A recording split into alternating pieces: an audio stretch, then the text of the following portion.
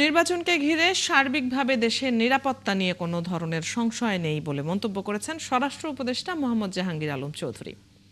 দুপুরে নারায়ণগঞ্জ বিকেএমইএ ভবনের নিচতলায় জেলা পুলিশ ও ইন্ডাস্ট্রিয়াল পুলিশের কাছে ৬টি লেগুনা হস্তান্তর অনুষ্ঠানে তিনি কথা বলেন।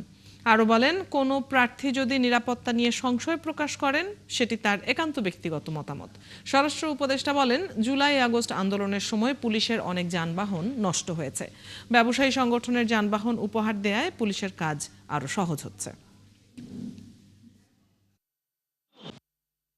এখন কে নির্বাচন করবে, কে নির্বাচন করবে না, সে কি জন্য করবে না, কেন করবে না, এটা তার যার ব্যক্তিগত।